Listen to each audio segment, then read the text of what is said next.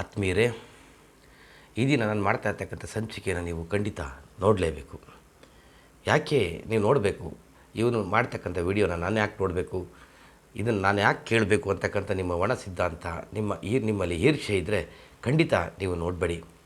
ಇದು ನಾನು ಭವ್ಯ ಭಾರತದ ಹಿತದೃಷ್ಟಿಯಿಂದ, ನಮ್ಮ ಮುಂದಿನ ಮಕ್ಕಳ ಭವ್ಯ ಭವಿಷ್ಯತ್ತಿನ ಕಾಳಜಿಯಿಂದ ನಾನು ಈ ವಿಡಿಯೋ ಮಾಡಿರೋದ್ರಿಂದ, ಈ ಸಂಚಿಕೆಯನ್ನು ಮಾಡಿರೋದ್ರಿಂದ ನೀವು ನೋಡದೇ ಇದ್ದರೂ ಪರವಾಗಿಲ್ಲ, ನಿಮ್ಮ ನೆರೆಯವರಿಗೆ, ನಿಮ್ಮ ಮಕ್ಕಳಿಗೆ ಖಂಡಿತ ನೋಡೋದಕ್ಕೆ, ಈ ವಿಡಿಯೋನ ನೋಡೋದಕ್ಕೆ ಅವಕಾಶ ಮಾಡಿಕೊಡಿ. ನಿಮ್ಮಲ್ಲಿರ್ತಕ್ಕಂಥ ನೆಗೆಟಿವ್ ಮೈಂಡನ್ನು ಬೇರೆಯವ್ರ ಮೇಲೂ ಸಹ ಹಾಕಬೇಡಿ ಅಂತ ಹೇಳ್ತಾ ಈ ಸಂಚಿಕೆಯನ್ನು ಪ್ರಾರಂಭ ಮಾಡ್ತಾಯಿದ್ದೀನಿ. ಆತ್ಮೀಯರೇ, ಇತಿಹಾಸ ಗೊತ್ತಿಲ್ಲದೆ ಇರ್ತಕ್ಕಂಥವನು, ಇತಿಹಾಸವನ್ನು ತಿಳಿದೇ ಇರ್ತಕ್ಕಂಥವನು ಇತಿಹಾಸವನ್ನು ಸೃಷ್ಟಿ ಮಾಡಲಾರ ಅಂತ ಡಾಕ್ಟರ್ ಅಂಬೇಡ್ಕರ್ ಒಂದು ಕಡೆ ಹೇಳ್ತಾರೆ. ಹೌದು, ಇತಿಹಾಸ ಯಾರಿಗೆ ಗೊತ್ತಿಲ್ವೋ ಅವನು ತನ್ನ ಭವಿಷ್ಯದಲ್ಲಿ ಏನೂ ಮಾಡಲಾರ.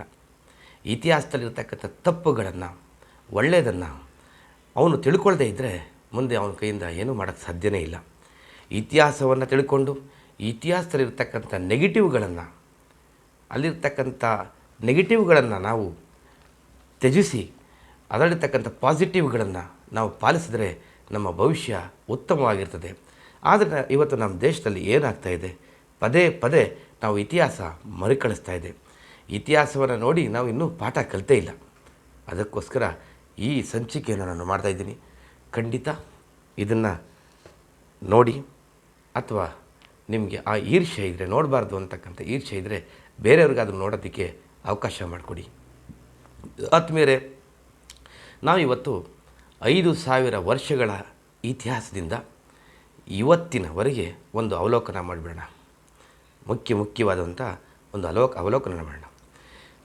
ವೇದಗಳ ಕಾಲದಲ್ಲಿ ವರ್ಣ ವ್ಯವಸ್ಥೆ ಹುಟ್ಕೊತು. ವರ್ಣ ವ್ಯವಸ್ಥೆ ಯಾವ ರೀತಿ ಇತ್ತು? ಬ್ರಾಹ್ಮಣ, ಕ್ಷತ್ರಿಯ, ವೈಶ್ಯ, ಶೂದ್ರ ಅಂತ ಇತ್ತು. ಯಾರು ಜ್ಞಾನಿಯಾಗಿರ್ತಾನೋ, ಯಾರೇ ಆಗಿರ್ಬೋದು, ಅವನು ಬ್ರಾಹ್ಮಣ ಆಗ್ಬೋದಿತ್ತು. ಯಾರು ಪರಾಕ್ರಮವನ್ನು ಮೆರಿತಾನೋ, ಅವನು ಯಾರೇ ಆಗಿದ್ರೂ ಅವನು ಕ್ಷತ್ರಿಯ ಆಗ್ಬೋದಿತ್ತು.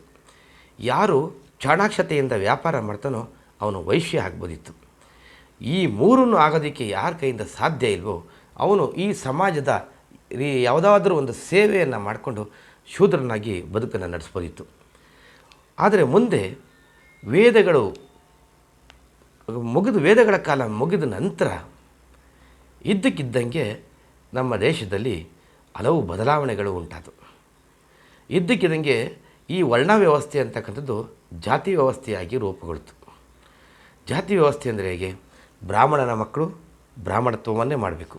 ಅವ್ರಿಗೆ ಜ್ಞಾನ ಇರಲಿ ಇಲ್ಲದೇ ಇರಲಿ, ಅವರೇ ಅದೇ ಕೆಲಸ, ಅವ್ರ ತಂದೆ ಏನು ಮಾಡ್ತಾರೆ ಅದನ್ನೇ ಮಾಡಬೇಕು. ಕ್ಷತ್ರಿಯರ ಮಕ್ಕಳು ಕ್ಷತ್ರಿಯರಾಗೇ ಇರಬೇಕು, ಅವ್ರಿಗೆ ಪರಾಕ್ರಮ ಇರಲಿ ಇಲ್ಲದೇ ಇರಲಿ.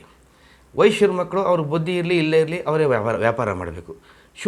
ಶೂದ್ರರಾಗಿ ಇರಬೇಕು. ಇಂತಹ ಒಂದು ವ್ಯವಸ್ಥೆ ಬಂದಾಗ ನಮ್ಮಲ್ಲಿ ವರ್ಣಸಮರ ಪ್ರಾರಂಭ ಆಯಿತು. ವರ್ಣಸಮರ ಯಾಕೆ ಪ್ರಾರಂಭ ಆಯಿತು? ಮೊದಲು ಜ್ಞಾನಿ ಆದವನು ಬ್ರಾಹ್ಮಣ ಆಗಿರ್ತಕ್ಕಂಥ ಅನೇಕ ಸಂಗತಿಗಳನ್ನು ನೀವು ತಿಳ್ಕೊಂಡಿದ್ದೀರಿ, ನೀವು ನೋಡಿದ್ದೀರಿ. ವಾಲ್ಮೀಕಿ, ವೇದವ್ಯಾಸರು, ಕಶ್ಯಪ, ಮಾಂಡವಿ ಅಂತ ಮಹರ್ಷಿಗಳು, ಋಷಿಗಳು ತಮ್ಮ ಜ್ಞಾನದ ಮುಖಾಂತರ ಅವರು ಬ್ರಾಹ್ಮಣತ್ವವನ್ನು ಪಡ್ಕೊಂಡ್ರು. ಅವ್ರನ್ನ ಯಾರೂ ದೂರ ತಳ್ಳಲಿಲ್ಲ. ಅದು ವೇದಗಳ ಕಾಲ, ಮುಂದೇನೂ ಅಷ್ಟೇ. ಆದರೆ ಈ ವರ್ಣ ಸಮರ ಯಾವಾಗರ ಪ್ರಾರಂಭ ಆಯಿತು, ಒಂದು ಕಡೆ ಬ್ರಾಹ್ಮಣ, ಕ್ಷತ್ರಿಯ, ವೈಶ್ಯರಾದರೆ ಮತ್ತೊಂದು ಕಡೆ ಶೂದ್ರರು ನಿಂತ್ಕೊಂಡ್ರು. ಶೂದ್ರರು ಮುಖ್ಯವಾಗಿ ಬ್ರಾಹ್ಮಣತ್ವಕ್ಕೋಸ್ಕರ ಹೆಚ್ಚಿನ ಆಸೆ ಪಡಲಿಲ್ಲ, ಅಧಿಕಾರಕ್ಕೋಸ್ಕರ ಆಸೆ ಪಟ್ಟರು. ತಮ್ಮ ಮೇಲೆ ದೌರ್ಜನ್ಯ ನಡೀತಾ ಇದ್ದೀವಿ, ನಾವು ಈ ಸಮಾಜಕ್ಕೆ ಬೆಳೆಯನ್ನು ಬೆಳೆದು ಕೊಡ್ತಾ ಇದ್ದೀವಿ, ಈ ಸಮಾಜಕ್ಕೆ ನಾವು ಸೇವೆಯನ್ನು ಮಾಡ್ತಾಯಿದ್ದೀವಿ, ನಮ್ಮನ್ನು ಕೀಳಾಗಿ ಕಾಣಲಾಗ್ತಾ ಇದೆ ಅಂತಕ್ಕಂಥ ಧೋರಣೆ ಶೂದ್ರರಲ್ಲಿ ಬಂತು. ಆಗ ಶೂದ್ರರಲ್ಲಿ ಕೆಲವರು ಬುದ್ಧಿವಂತರಾಗಿರ್ತಕ್ಕಂಥವರು ಇದರ ಒಂದು ಉದಯವನ್ನು ಮಾಡಿದ್ರು. ಆಗ ಶೂದ್ರರು ಈ 3 ವರ್ಣಗಳ ಮೇಲೆ ಯುದ್ಧವನ್ನು ಸಾರಿದ್ರು. ಆ ಯುದ್ಧವನ್ನು ಪುರಾಣಗಳಲ್ಲಿ ದೇವತೆಗಳು ಮತ್ತು ರಾಕ್ಷಸರಿಗೆ ಆದಂಥ ಯುದ್ಧ ಅಂತ ಬಿಂಬಿಸಲಾಗ್ತದೆ ಅಂತ ಕೆಲವರು ಬುದ್ಧಿಜೀವಿಗಳು ಇತ್ತೀಚೆಗೆ ಹೇಳ್ತಾರೆ. ಅದು ಬೇರೆ ವಿಚಾರ ಇರಲಿ. ಆದರೆ ಈ ವರ್ಣ ಸಮರ ನಡೆದಿದ್ದಂತೂ ಖಂಡಿತ. ಎಷ್ಟೋ ಕಡೆ ಬುಡಕಟ್ಟು ಜನಾಂಗಗಳು, ಬೇಡ ಜನಾಂಗಗಳು ಅಥವಾ ಇತರೆ ಜನಾಂಗಗಳು ಆ, ಮೇಲ್ಮಟ್ಟದ ವರ್ಣ ವ್ಯವಸ್ಥೆಯ ವಿರುದ್ಧ ಆಗ ಮುಗಿಲೆದ್ದು ಬಂದರು. ಅಂತಹ ಒಂದು ಸಮರ ಆ ಕಾಲದಲ್ಲಿ ನಡೀತು. ನಡೆದಂಥ ಕಾಲದಲ್ಲಿ ನೀವು ನೋಡಿರ್ಬೋದು, ಈ ಕೃಷ್ಣನ ವಿಚಾರಣೆ ತಗೊಳ್ಳಿ. ಕೃಷ್ಣ ಒಬ್ಬ ಗೋಪಾಲಕ, ಅವನೊಂದು ಬುಡಕಟ್ಟು ಸಮುದಾಯದಿಂದ ಬಂದವನು. ಮಹಾಭಾರತದಲ್ಲಿ ಅವನು ತನ್ನ ವೀರತ್ವದಿಂದ ಕ್ಷತ್ರಿಯ ಮಟ್ಟಕ್ಕೆ ಬಂದ, ತನ್ನ ಜ್ಞಾನದಿಂದ ಬ್ರಾಹ್ಮಣ ಮಟ್ಟಕ್ಕೆ ಹೋದ. ಅವನು ಮಾಡಿದ್ದು ಅದೇನೆ, ವರ್ಣ ಸಮರಣೆ ಅಂತ ಕೆಲವರು ಬುದ್ಧಿಜೀವಿಗಳು ಹೇಳ್ತಾರೆ. ಮುಂದೆ ಇದೇ ಥರ ಆದಂಥ ಸಂದರ್ಭದಲ್ಲಿ ಕೆಲವರು ಇವತ್ತು ಹೇಳ್ತಾರೆ, ಬ್ರಾಹ್ಮಣರು ತುಂಬ ಸ್ವಾರ್ಥಿಗಳಾಗಿದ್ದರು, ಮಹಾಕಾವ್ಯಗಳನ್ನ ಗ್ರಂಥಗಳನ್ನ ತುಂಬ ಬಚ್ಚಿಟ್ಟರು, ಬೇರೆಯವರಿಗೆ ತೋರಿಸ್ತಿಲ್ಲ, ಹಾಗಾಗಿ ಈ ದೇಶ ಹಿಂದುಳಿತು ಅಂತ. ಅದಕ್ಕೆ ಮುಖ್ಯವಾದಂಥ ಕಾರಣ ಏನು ಅಂತ ಮುಂದೆ ಮಾತನಾಡೋಣ. ಈಗ ಈ ವರ್ಣ ಸಮರದ ವಿಚಾರ ಬರೋಣ. ಈ ವರ್ಣ ಸಮರ ನಡೀತಾ ಇರ್ತಕ್ಕಂಥ ಸಂದರ್ಭದಲ್ಲಿ ಈ ದೇಶ ಅರ್ಧ ಏಷ್ಯಾ ಖಂಡಕ್ಕೆ ಒಳಗೊಂಡಿತ್ತು. ಆಗ ಇದನ್ನು ಜಂಬೂ ದ್ವೀಪ ಅಂತ ಕರೆಯಲಾಗ್ತಾಯಿತ್ತು. ಕೆಲವರು ಇದನ್ನು ಭರತಖಂಡ, ಭರತ ಭೂಮಿ ಈ ಥರ ಎಲ್ಲ ಕರೀತಾ ಇದ್ದಂಥ ಕಾಲ ಇತ್ತು. ಆರ್ಯರು, ದ್ರಾವಿಡರು ಅಂತಕ್ಕಂಥದ್ದು ಮೊದಲು ಅದೊಂದು ಸತ್ಯ ಅಂತಕ್ಕಂಥ ವಿಚಾರ ಇತ್ತು. ಇತ್ತೀಚೆಗೆ ನಡೆದಂಥ ಅನೇಕ ತನಿಖೆಗಳಿಂದ, ಆವಿಷ್ಕಾರಗಳಿಂದ, ಸಂಶೋಧನೆಗಳಿಂದ ಆರ್ಯ ಶೂದ್ರ ಆರ್ಯ ದ್ರಾವಿಡ ಅಂತಕ್ಕಂಥದ್ದು ಕಪೋಕಲ್ಪಿತ ಅಂತಕ್ಕಂಥದ್ದು ರುಜುವಾತಾಗಿದೆ.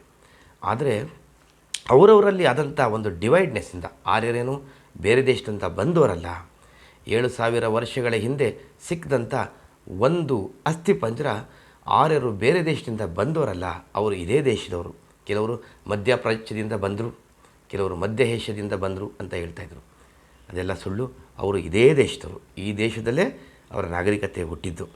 ಅವರು ಮುಂದೆ ಆರ್ಯರು ಮತ್ತು ದ್ರಾವಿಡರು ಇಬ್ಬರು ಒಂದಾದರು. ಕೆಲವರು ಹೇಳ್ತಾರೆ ಆರ್ಯರು ಬ್ರಾಹ್ಮಣರಾಗಿ ಉಳ್ಕೊಂಡ್ರು, ಕ್ಷತ್ರಿಯರಾಗಿ ಉಳ್ಕೊಂಡ್ರು, ವೈಶ್ಯರಾಗಿ ಉಳ್ಕೊಂಡ್ರು, ದ್ರಾವಿಡರು ಶೂದ್ರರಾದರು, ಅವ್ರನ್ನ ತುಳಿಲಾಯಿತು ಅಂತ. ಇದೆಲ್ಲ ಸುಳ್ಳು.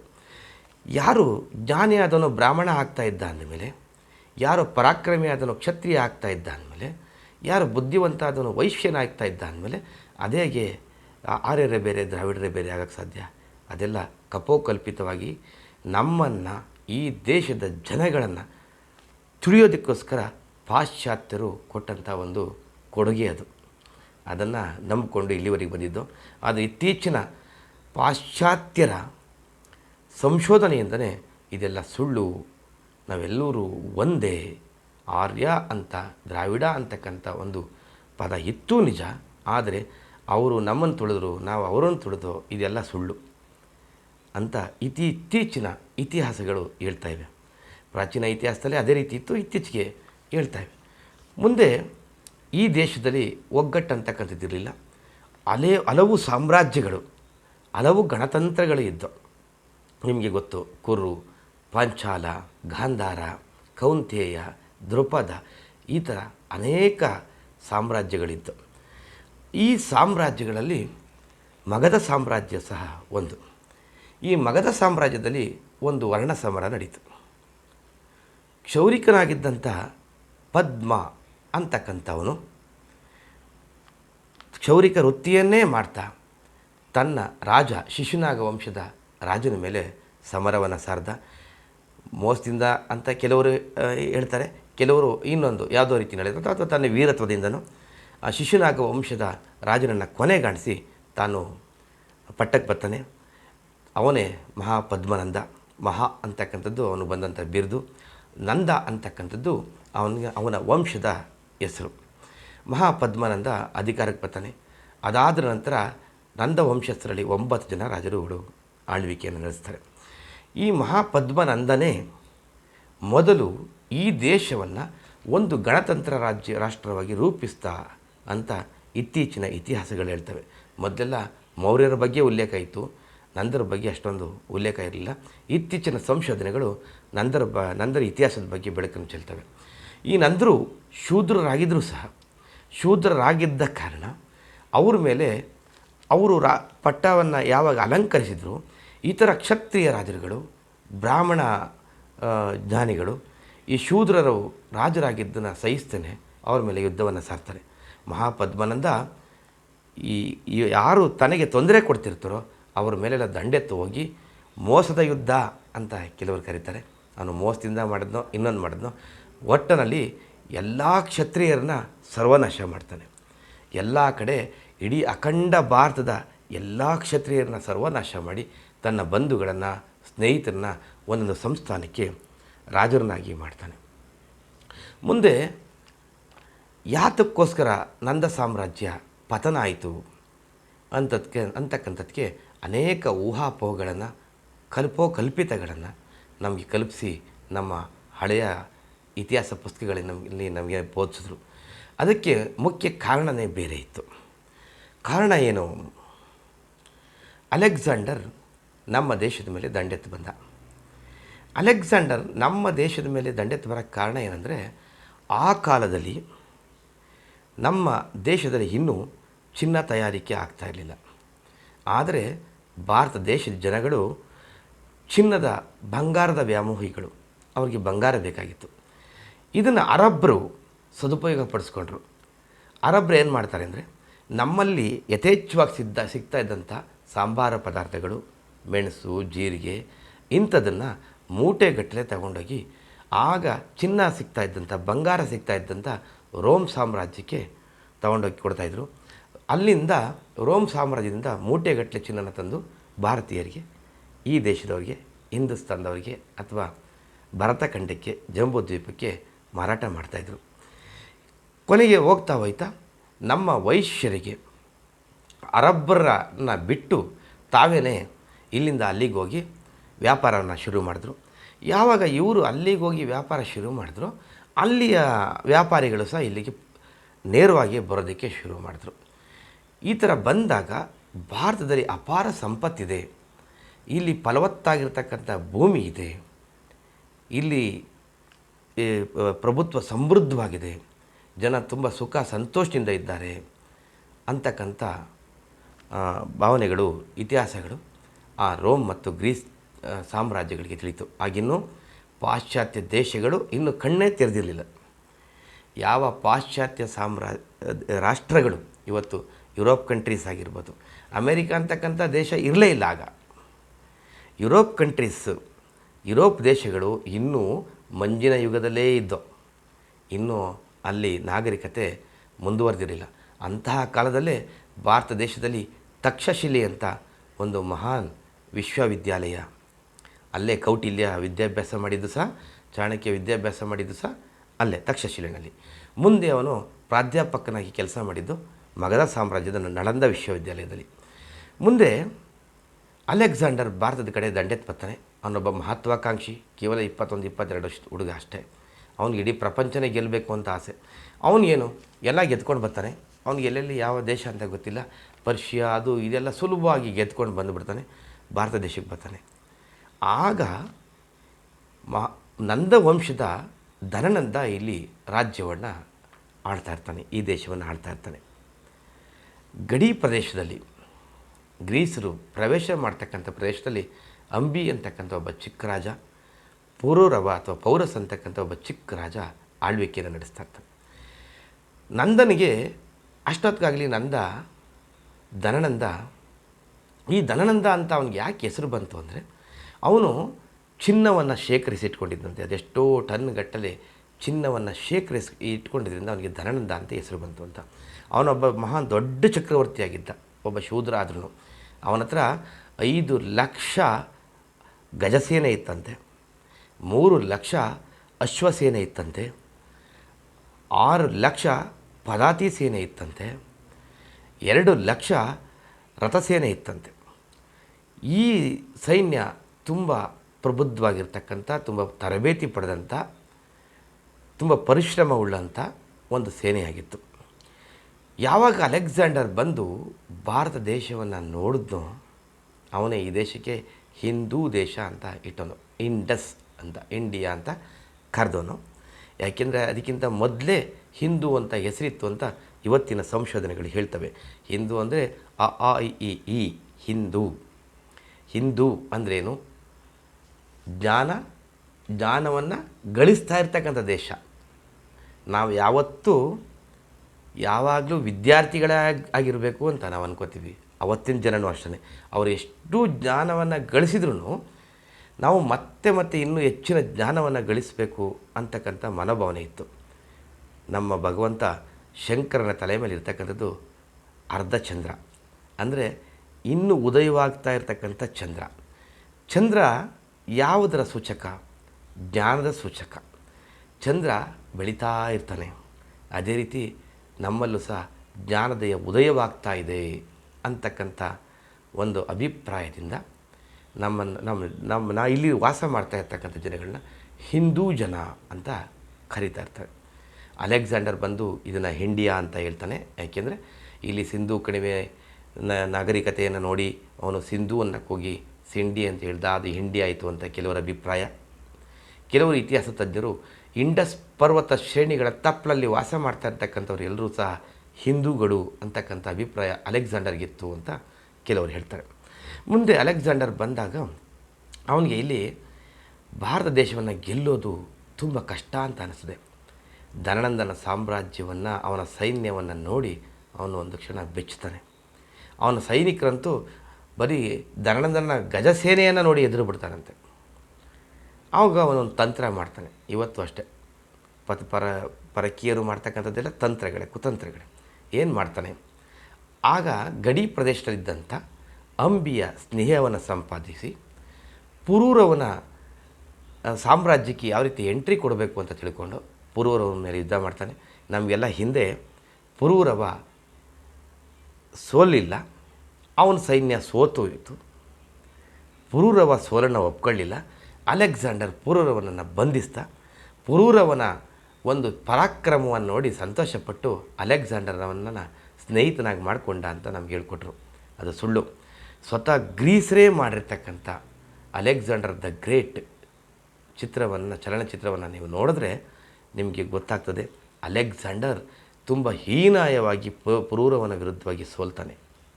ರಕ್ತದ ಮಡುವಿನಲ್ಲಿ ಬಿದ್ದಂಥವನ್ನ ಅವನ ಸೈನಿಕರು ಓಡಿ ಬಂದು ಎತ್ಕೊಂಡೋಗಿ ಜೀವ ಉಳಿಸ್ತಾರೆ. ಅವನ ಕೆಳಗಡೆ ಬಿದ್ದಾಗ ಪುರೂರವ ಕತ್ತಿ ಎತ್ತೋದಿಲ್ಲ. ಸೋತು ಅವನ ಕೆಳಗಡೆ ರಕ್ತದ ಮಡುವಿನಲ್ಲಿ ಅಲೆಕ್ಸಾಂಡರ್ ಬಿದ್ದಿದ್ದಾಗ ಪುರೂರವ ಕತ್ತಿ ಎತ್ತೋದಿಲ್ಲ. ಯಾಕೆಂದರೆ ಅದು ನಮ್ಮ ದೇಶದ ಧರ್ಮ. ಕೆಳಗಡೆ ಬಿದ್ದೋನ ಮೇಲೆ ನಾವು ಖಡ್ಗವನ್ನು ಎತ್ತೋದಿಲ್ಲ. ಪುರೂರವ ಅಲೆಕ್ಸಾಂಡರ್ಗೆ ಜೀವ ಭಿಕ್ಷೆಯನ್ನು ಕೊಡ್ತಾನೆ. ಮುಂದೆ ಅದೇ ಚಿಂತೆಯಲ್ಲಿ ಅಲೆಕ್ಸಾಂಡರು ತನ್ನ ಸಾವನ್ನು ಅಪ್ತಾನೆ. ಅದು ನಿಮಗೆಲ್ಲ ಗೊತ್ತಿರ್ತಕ್ಕಂಥ ವಿಚಾರ. ಇತ್ತೀಚಿನ ಐತಿಹಾಸಿಕ ಸಂಶೋಧನೆಗಳು ನಮ್ಮನ್ನು ಮೊದಲಿಂದ ನೀವು ಏನು ಆಗದೇ ಇರ್ತಕ್ಕಂಥವ್ರು, ನೀವು ಕೀಳು, ನಿಮ್ಮ ಕೈಲಿ ಏನೂ ಆಗಲ್ಲ ಅಂತಕ್ಕಂಥ ಮನೋಭಾವನೆನ ಬ್ರಿಟಿಷರ ಕಾಲದಿಂದ ಇವತ್ತುವರೆಗೂ ನಮಗೆ ಬೆಳೆಸ್ಕೊಂಡು ಬಂದರು. ಆದರೆ ನಾವು ವೇದಗಳ ಕಾಲದಲ್ಲೇ 3000-4000 ವರ್ಷಗಳ ಹಿಂದೆಯೇ ಇಡೀ ಜಗತ್ತಿನಲ್ಲಿ ಮುಂದುವರೆದಂಥ ಜನಾಂಗ ಆಗಿದ್ದು ಅಂತ ಇವತ್ತು ನಾವು ತಿಳ್ಕೊತಾ ಇದ್ದೀವಿ. ಅದನ್ನೇ ನಮಗೆ ಹೇಳಿಕೊಟ್ರು.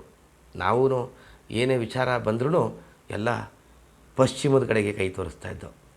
ಏನಾದರೂ ಕಂಡುಹಿಡಿದ್ರು ಅಂತ ಅಂದರೆ ನಮ್ಮ ದೇಶದೇ ಇಲ್ಲ. ಇಡೀ ಜಗತ್ತಿಗೆ ಸೊನ್ನೆಯನ್ನು ಬಳುವಳಿಯಾಗಿ ಕೊಟ್ಟಂಥ ದೇಶ ನಮ್ಮದು. ಗಣಿತವನ್ನು ಬಳುವಳಿಯಾಗಿ ಕೊಟ್ಟಿತ್ತು. ಇವತ್ತು ವಿಜ್ಞಾನ ಇಷ್ಟೊಂದು ಮುಂದುವರೆದಿದೆ ಅಂತಂದರೆ ಗಣಿತ ಮೂಲ. ಗಣಿತವನ್ನು ಇಡೀ ಜಗತ್ತಿಗೆ ಹೇಳಿಕೊಟ್ಟಂಥ ದೇಶ ನಮ್ಮದು. ಅರ್ಥಶಾಸ್ತ್ರವನ್ನು ಇಡೀ ಜಗತ್ತಿಗೆ ಬೋಧಿಸಿದಂಥ ದೇಶ ನಮ್ಮದು. ಇಂಥ ಪ್ರಾಚೀನ ಪರಂಪರೆಯ ದೇಶ. ಇಂಥ ದೇಶವನ್ನು ಇಲ್ಲಿವರೆಗೂ ಆವಾಡಿಗ ದೇಶ ಅಂತಲೇ ಕರ್ಕೊಂಡು ಬಂದರು. ನಮ್ಮ ಆಡಳಿತವೂ ಸಹ ಅದೇ ರೀತಿ ಬಂತು. ಇವತ್ತು ಹೊಸ ಹೊಸ ಸಂಶೋಧನೆಗಳು ನಮ್ಮ ದೇಶ ಎಂಥದ್ದು ಅಂತಕ್ಕಂಥದ್ದನ್ನು ನಮಗೆ ಅರಿವು ಮೂಡಿಸ್ತಾ ಇವೆ. ಇತ್ತೀಚಿನ ಮಕ್ಕಳು ತಿಳ್ಕೊತಾ ಇವೆ. ಆದರೆ ತಿಳಿಸ್ತಕ್ಕಂಥ ರೀತಿ ಬೇರೆ ರೀತಿಯಾಗಿದೆ. ಅದು ತುಂಬ ಖೇದದ ವಿಚಾರ. ಇರಲಿ. ಮುಂದೆ ಅಲೆಕ್ಸಾಂಡರ್ ಹೋದ್ರೂ ಗ್ರೀಸರು ಧನನಂದನ ಜೊತೆ ಒಂದು ಸಂಬಂಧವನ್ನು ಮಾಡ್ತಾರೆ. ಈ ಧನನಂದನನ್ನು ಅಲೆಕ್ಸಾಂಡರ್ ಮೇಲೆ ಯುದ್ಧಕ್ಕೆ ಹೋಗುವಂಥ ಕೌಟಿಲ್ಯ ಬಂದು ಕೇಳ್ಕೊಂಡಿರ್ತಾನೆ. ಆದರೆ ಕೌಟಿಲ್ಯನ ಮಾತನ್ನು ಧನನಂದ ಒಪ್ಪೋದಿಲ್ಲ. ಅದಕ್ಕಾಗಿ ಕೌಟಿಲ್ಯ ಈ ಧನನಂದನನ್ನು ಬಿಟ್ಟರೆ ಈ ದೇಶವನ್ನು ಹಾಳು ಮಾಡ್ತಾನೆ ಅಂಥೇಳಿ ಅವನು ವಿರುದ್ಧವಾಗಿ, ಧನನಂದನ ವಿರುದ್ಧವಾಗಿ ಧನನಂದನ ಮತ್ತೊಬ್ಬ ಚಿಕ್ಕ ತಮ್ಮನಾಗಿರ್ತಕ್ಕಂಥ ಚಿಕ್ಕ ಸಹೋದರನಾಗಿರ್ತಕ್ಕಂಥ ಚಂದ್ರಗುಪ್ತ ಮೌರ್ಯನನ್ನು ಧನನಂದನ ಮೇಲೆ ಎತ್ಕಡ್ತಾನೆ. ಅಂದರೆ ಅದು ಸಹೋದರರ ಯುದ್ಧ. ಅಲ್ಲಿಗೆ ಚಂದ್ರಗುಪ್ತ ಮೌರ್ಯನೂ ಸಹ ಒಬ್ಬ ಶೂದ್ರನೇ. ಆದರೂ ಪರವಾಗಿಲ್ಲ, ಅವನು ಪರಾಕ್ರಮಿಯಾಗಿ ಕ್ಷತ್ರಿಯ ಅನ್ನಿಸ್ಕೊಂಡ ಅಂತ ತಿಳ್ಕೊಳ್ಳೋಣ. ಇರಲಿ. ಆಮೇಲೆ ಮುಂದೆ ಏನಾಯಿತು? ಮೌರ್ಯ ಸಾಮ್ರಾಜ್ಯ ಬಂತು. ಅಲ್ಲಿಂದ ಆಚೆಗೆ ಹೋಯ್ತಾ ಮುಂದೆ ಈ ದೇಶ ತುಂಬ ಪ್ರಬುದ್ಧತೆ ಕಡೆಗೆ ಬಂತು. ಬೌದ್ಧ ಧರ್ಮಗಳು ಹುಟ್ಟಿದವು, ಜೈನ ಧರ್ಮ ಹುಟ್ಟಿತು. ಈ ಬೌದ್ಧ ಜೈನ ಧರ್ಮಗಳ ಹುಟ್ಟಿದ ಮೇಲೆ ಇಲ್ಲಿಯ ರಾಜರಲ್ಲಿ ಕೆಲವು ಬದಲಾವಣೆಗಳುಂಟಾಯಿತು. ಏನು? ಯುದ್ಧ ಮಾಡೋದು ತಪ್ಪು, ನಾವು ಯುದ್ಧ ಮಾಡಬಾರ್ದು. ಹಲವು ರೀತಿಯ ನಂಬಿಕೆಗಳನ್ನು ಬೆಳೆಸ್ಕೊಂಡ್ರು, ಸಂಸ್ಕಾರಗಳನ್ನು, ಸಂಪ್ರದಾಯಗಳನ್ನ ಬೆಳೆಸ್ಕೊಂಡ್ರು. ಹಿಂಸೆ ಮಾಡಬಾರ್ದು, ರಾತ್ರಿ ಹೊತ್ತು ಯುದ್ಧ ಮಾಡಬಾರ್ದು, ಮೋಸದಿಂದ ಯುದ್ಧ ಮಾಡಬಾರ್ದು, ಇಂಥ ಹಳೆಯ ಅನೇಕ ಕಲ್ಪನೆಗಳನ್ನ ಉಳ್ಕೊಂಡ್ರು. ಎಷ್ಟೋ ರಾಜ್ಯಗಳು ಜೈನ ಧರ್ಮವನ್ನು, ಬೌದ್ಧ ಧರ್ಮವನ್ನು ಅವಲಂಬಿಸಿದಂಥವರು ಅವರು ತಮ್ಮ ರಾಜ್ಯಗಳಲ್ಲಿ ಸೈನ್ಯವನ್ನೇ ಇಟ್ಕೊಂಡಿರಲಿಲ್ವಂತೆ. ಅಂತಹ ಕಾಲದಲ್ಲಿ ಮಹಾಮದೀಯರು ನಮ್ಮ ದೇಶದ ಮೇಲೆ ಆಕ್ರಮಣ ಮಾಡಿದ್ರು. ಅವರು ಮೊದಲು ನಮ್ಮ ದೇಶದ ಮೇಲೆ ಆಕ್ರಮಣ ಮಾಡಿದ್ದು 1000 ವರ್ಷಗಳ ಹಿಂದೆ ಇಲ್ಲಿಯ ಅಪಾರವಾಗಿರ್ತಕ್ಕಂಥ ಸಂಪತ್ತನ್ನು ದೋಚ್ಕೊಂಡು ಹೋಗೋಕ್ಕೆ. ಮುಂದೆ ಅವರ ಮೌಲ್ವಿಗಳು ಸಹ ಜೊತೆಲಿ ಬಂದರು. ಅಲ್ಲಿ ನಾವು ನಮ್ಮ ಧರ್ಮವನ್ನು ಪ್ರಚಾರ ಮಾಡ್ಬೋದು ಅಂತ ತಿಳ್ಕೊಂಡು ಇಲ್ಲಿ ಪ್ರಚಾರಗಳನ್ನ ಶುರು ಮಾಡಿದ್ರು. ಅದು ಮುಸ್ಲಿಂ ಧರ್ಮದ ಪ್ರಚಾರವನ್ನು ಶುರು ಮಾಡಿದ್ರು. ಇಸ್ಲಾಂ ಧರ್ಮದ ಪ್ರಚಾರ ಯಾವ ರೀತಿ ನಡೀತು? ತುಂಬ ಕಗ್ಗೊಲೆಯಿಂದ ನಡೀತು. ಬಲವಂತವಾಗಿ ಇಸ್ಲಾಂಗೆ ಜನಗಳನ್ನು ಮತಾಂತರಗೊಳಿಸಲಾಯಿತು. ಅತಿ ಹೆಚ್ಚು ಸಂಕಷ್ಟಕ್ಕೀಡಾದರೂ ನಿಜವಾಗಲೂ ಒಮ್ಮೆ ಆಲೋಚನೆ ಮಾಡಿ ನೋಡಿ, ಬ್ರಾಹ್ಮಣರು ಮತ್ತು ಕ್ಷತ್ರಿಯರು. ಅವ್ರ ಕಣ್ಣು ಬಿದ್ದಿದ್ದೇ ಇಸ್ಲಾಂ ಧರ್ಮೀಯರ ಕಣ್ಣು ಬಿದ್ದಿದ್ದೇ ಬ್ರಾಹ್ಮಣ ಮತ್ತು ಕ್ಷತ್ರಿಯರ ಮೇಲೆ. ಅನೇಕ ಕಗ್ಗೋಲೆಗಳು ಬ್ರಾಹ್ಮಣರ ಮೇಲೆ ನಡೀತು. ನಾವು ಹೇಳ್ತೀವಿ, ನಮ್ಮ ಮಹಾಕಾವ್ಯಗಳನ್ನೆಲ್ಲ ಮುಚ್ಚಿಟ್ಟರು ಬ್ರಾಹ್ಮಣರು, ಮೋಸ ಮಾಡಿದ್ರು, ವೇದಗಳನ್ನೆಲ್ಲ ಮುಚ್ಚಿಟ್ಟರು, ಬೇರೆಯವ್ರಿಗೆ ತಿಳಿಸ್ತಿಲ್ಲ, ತುಂಬ ಸ್ವಾರ್ಥಿಗಳು ಅಂತ. ನೀವೇ ನೋಡಿ ಆತ್ಮೀಯರೇ, ಮಗಧ ಸಾಮ್ರಾಜ್ಯದ ಆ ಕಾಲದ ಇಡೀ ಜಗತ್ತಿನ ಅತಿ ಶ್ರೇಷ್ಠ ನಳಂದ ವಿಶ್ವವಿದ್ಯಾಲಯದ ಮೇಲೆ ಮಹಮ್ಮದೀಯ ಬುಕ್ತಿಯಾರ್ ಬೆಂಕಿ ಹಾಕ್ತಾನೆ. ಹಿಡ್ದಂಗೆ ಅದು 4 ತಿಂಗಳು ಉರಿತಂತೆ.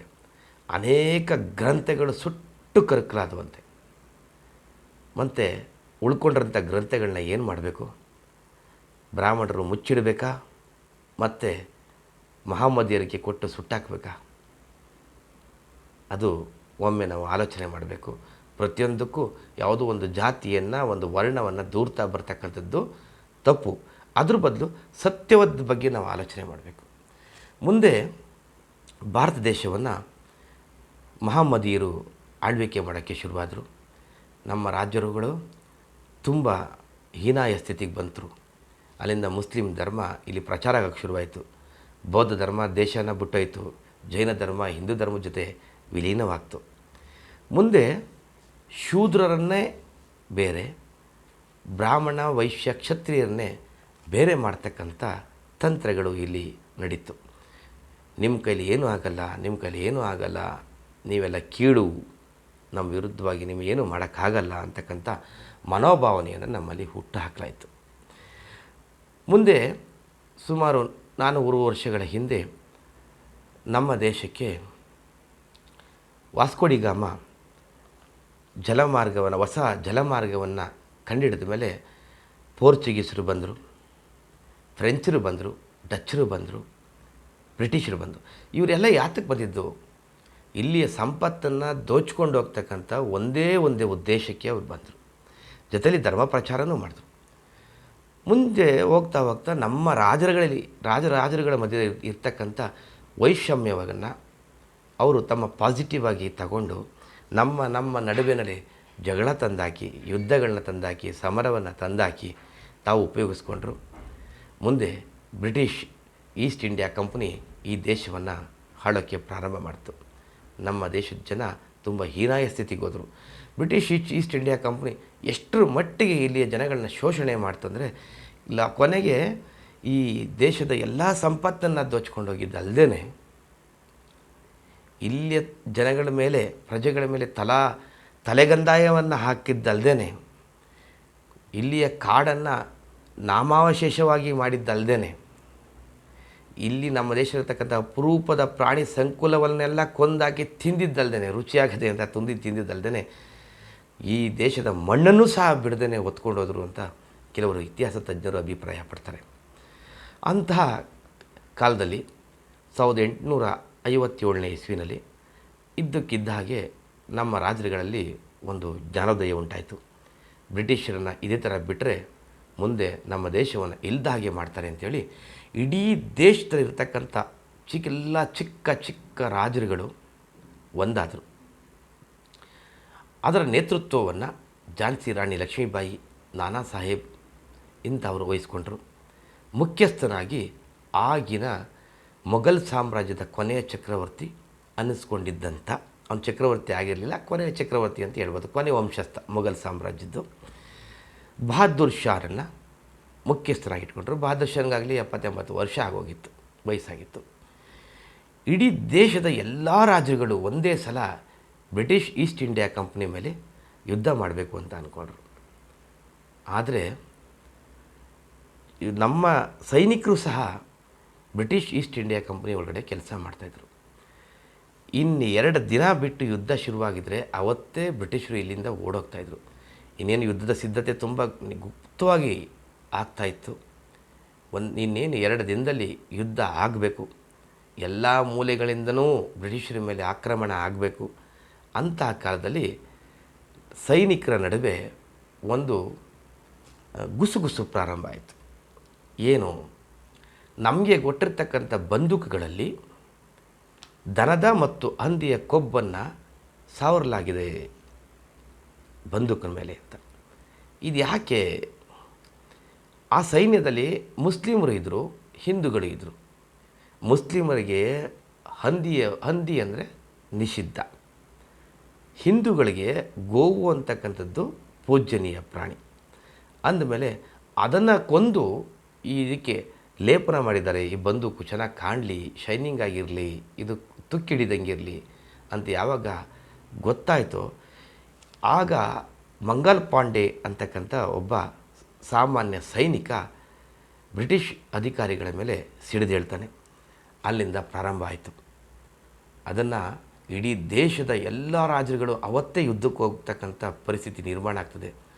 ದೊಡ್ಡ ಯುದ್ಧ ನಡೀತದೆ ಬ್ರಿಟಿಷ್ ವಿರುದ್ಧವಾಗಿ. ಎಲ್ಲ ರಾಜ್ಯಗಳು ಬೀಳ್ತಾರೆ. ನಮ್ಮ ಬ್ರಿಟಿಷ್ ಸೈನ್ಯದಲ್ಲಿದ್ದಂಥ ನಮ್ಮ ಸೈನಿಕರು ಬ್ರಿಟಿಷ್ ಸೇನೆ ಮೇಲೆ ಬೀಳ್ತಾರೆ.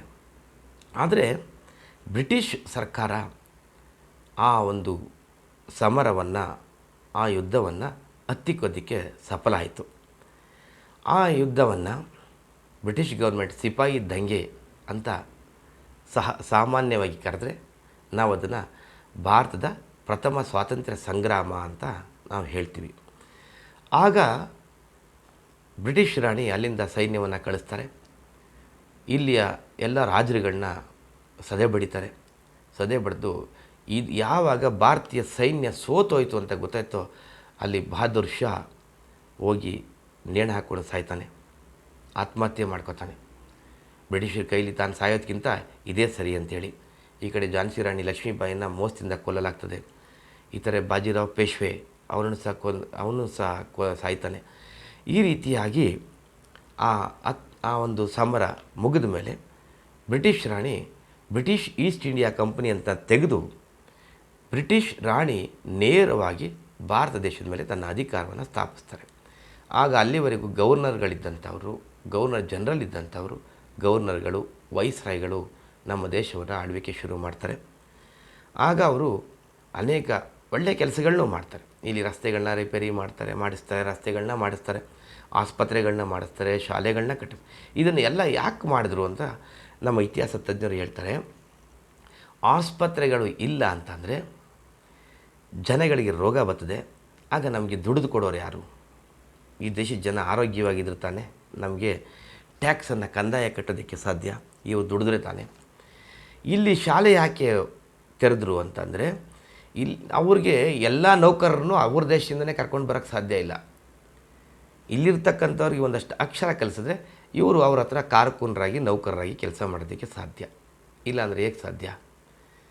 ಮತ್ತು ರಸ್ತೆಗಳನ್ನ ಯಾಕೆ ಮಾಡಿಸಿದ್ರು ಅಂದರೆ ಅವರು ವ್ಯಾಪಾರ ಮಾಡಬೇಕಿತ್ತಲ್ಲ, ಇಲ್ಲಿಂದ ಸಂಪತ್ತನ್ನು ಎತ್ಕೊಂಡು ಹೋಗಬೇಕಿತ್ತಲ್ಲ, ಅದಕ್ಕೆ ಅವರ ವಾಹನಗಳನ್ನ ಸಾಗಿಸೋದಕ್ಕೆ. ಇಲ್ಲಿ ರೈಲು ಮಾಡಿದ್ದೆ ಯಾಕೆ? ಸೈನ್ಯವನ್ನು ಒಂದು ಕಡೆಯಿಂದ ಇನ್ನೊಂದು ಕಡೆಗೆ ಸುಲಭವಾಗಿ ಸಾಗಿಸೋದಕ್ಕೆ ಅಂತ ನಮ್ಮ ಇತಿಹಾಸ ತಜ್ಞರ ಕೆಲವರ ಅಭಿಪ್ರಾಯ. ಅದು ಸತ್ಯ ಇದ್ರೂ ಇರ್ಬೋದು, ಇರಲಿ. 1900 ಇಸ್ವಿಯಷ್ಟರಲ್ಲಿ ಭಾರತ ದೇಶದಲ್ಲಿ ಯಾವಾಗ ಬ್ರಿಟಿಷರು ಇಲ್ಲಿಯ ಸ್ಥಳೀಯ ಭಾರತೀಯರ ಮೇಲೆ ತುಂಬ ಶೋಷಣೆ ಮಾಡ್ತಾ ಇದ್ದಾರೆ ಅಂತ ಗೊತ್ತಾಯಿತು, ಬ್ರಿಟಿಷ್ನವರೇ ಆಗಿರ್ತಕ್ಕಂಥ ಡಾಕ್ಟರ್ ಅನಿ ಬೆಸೆಂಟ್ ಅಂತಕ್ಕಂಥವರು ಇಲ್ಲಿ ರಾಷ್ಟ್ರೀಯ ಕಾಂಗ್ರೆಸ್ಸನ್ನು ಸ್ಥಾಪನೆ ಮಾಡ್ತಾರೆ. ಇದರ ಮೂಲ ಉದ್ದೇಶ ಏನಾಗಿತ್ತು? ಅವರು ಮೊದಲನೇ ಅಧ್ಯಕ್ಷರು ಸಹ ಅವರೇ. ಅದರ ಮುಖ್ಯ ಉದ್ದೇಶ ಏನಾಗಿತ್ತು ಅಂತಂದರೆ, ಬ್ರಿಟಿಷರ ಜೊತೆ ಕೂತು ಮಾತನಾಡಿ ನಮ್ಮ ದೇಶದ ಪ್ರಜೆಗಳಿಗೆ ಒಳ್ಳೆಯ ಆಡಳಿತ ಕೊಡೋ ಥರ ಮಾಡ್ತಕ್ಕಂಥದ್ದು. ಮುಂದೆ ಮೋತಿಲಾಲ್ ನೆಹರು ಇಂಥವರೆಲ್ಲ ಅದರ ಮುಖ್ಯಸ್ಥರಾಯ್ತಾರೆ. ಮುಂದೆ ಬಿಪಿನ್ ಗೋಪಾಲ್ ಕೃಷ್ಣ ಇವರೆಲ್ಲ ಅಲ್ಲಿಗೆ ಮುಖ್ಯಸ್ಥರಾಯ್ತಾರೆ ಕಾಂಗ್ರೆಸ್ಗೆ. ಮುಂದೆ ಅದೇ ರಾಷ್ಟ್ರೀಯ ಕಾಂಗ್ರೆಸ್ ಭಾರತದ ಸ್ವಾತಂತ್ರ್ಯ ಸಂಗ್ರಾಮದಲ್ಲಿ ಸಕ್ರಿಯವಾಗಿ ಪಾಲ್ಗೊಳ್ತದೆ. ಆಗ ಬ್ರಿಟಿಷರು ಪ್ರಜಾಪ್ರತಿನಿಧಿ ಸಭೆ ಅಂತ ಮಾಡ್ತಾರೆ. ಪ್ರಜಾಪ್ರತಿನಿಧಿ ಸಭೆ ಅಂತಂದರೆ ಹಳ್ಳಿಗಳ, ಇಲ್ಲಿಯ ಗ್ರಾಮಗಳ, ಇಲ್ಲಿಯ ಪ್ರಜೆಗಳ ಕಷ್ಟ ಸುಖಗಳನ್ನು ಸರ್ಕಾರಕ್ಕೆ ತಿಳಿಸ್ತಕ್ಕಂಥದ್ದು. ಆದರೆ ಮುಂದೆ ಒಯ್ತಾ ಬ್ರಿಟಿಷ್ ಗೌರ್ಮೆಂಟ್ ಏನು ಮಾಡ್ತಂದರೆ, ಆ ಸ್ಥಳೀಯ ಪ್ರಜಾಪ್ರತಿನಿಧಿಗಳಿಗೆ ಏನು ಕೆಲಸ ಸಿಕ್ತಂದರೆ ಒಯ್ತಾ ಅವರು ಟ್ಯಾಕ್ಸ್ ವಸೂಲಿ ಮಾಡೋಕ್ಕೆ ಅವರು ಸೀಮಿತ ಆಗಿಬಿಟ್ರು. ಇದರಿಂದ ಭಾರತೀಯ ರಾಷ್ಟ್ರೀಯ ಕಾಂಗ್ರೆಸ್ಗೆ ತುಂಬ ನೋವಾಯಿತು.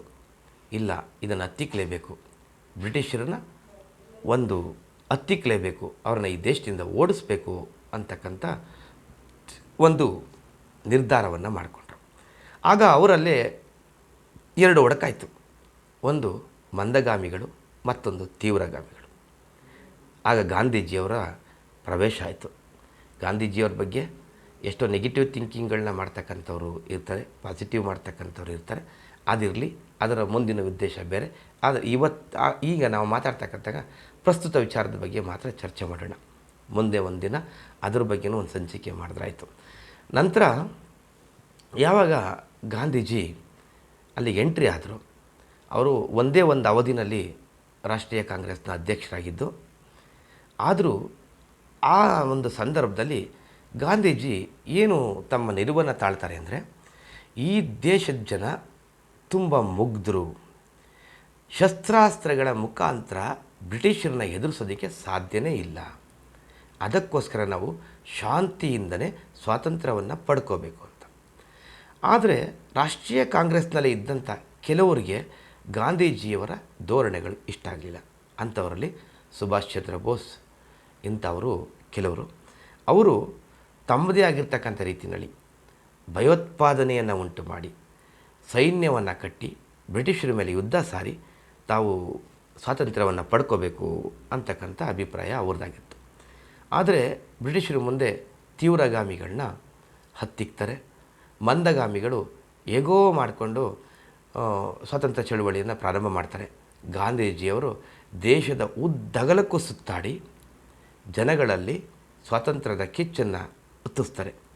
ಅವರೊಬ್ಬರೇ ಅಲ್ಲ, ಅವ್ರ ಜೊತೆ ಇದ್ದಂಥ ಎಲ್ಲ ನಾಯಕರುಗಳು ಆ ಕೆಲಸನ ಮಾಡ್ತಾರೆ. ಮುಂದೆ 1942 ಇಸ್ವಿಯವರೆಗೂ ಅಸಹಕಾರ ಚಳುವಳಿ, ಇಂತಹ ಚಳುವಳಿಗಳೇ ನಡೀತಾ ಬಂದು ಬ್ರಿಟಿಷರನ್ನು ಆದಾಯ ರಹಿತರನ್ನಾಗಿ ಮಾಡ್ತಕ್ಕಂಥ ಕೆಲಸನೇ ನಡೀತು.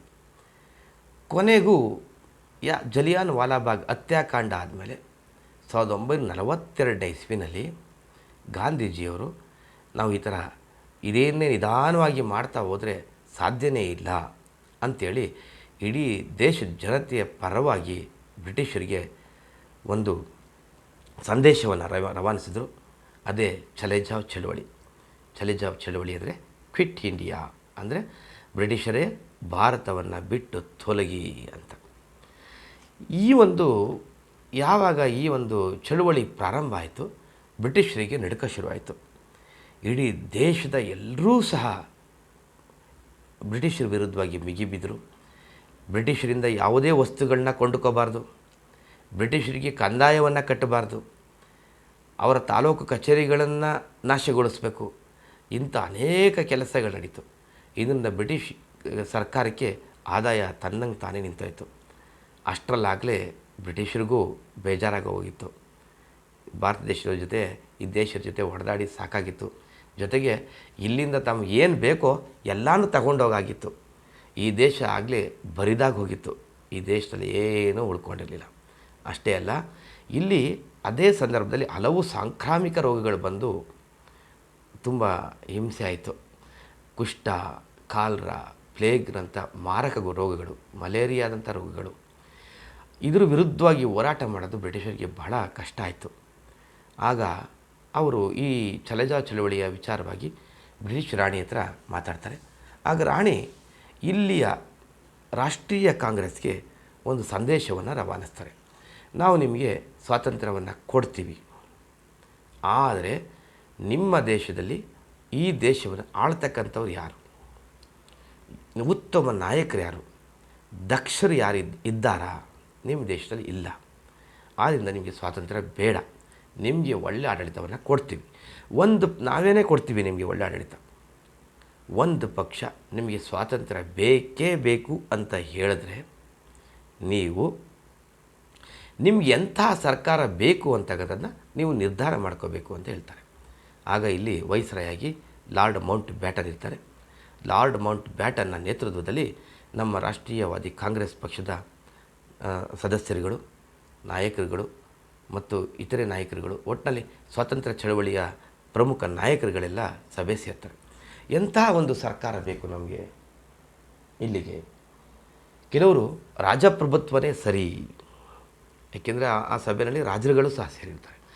ರಾಜಪ್ರಭುತ್ವನೇ ಸರಿ ಅಂತ ಕೆಲವರು ವಾದಿಸ್ತಾರೆ. ರಾಜ ಸರ್ವಾಧಿಕಾರಿ ಆಗಿಬಿಟ್ರೆ ಅದು ಕಷ್ಟ ಅಲ್ವಾ.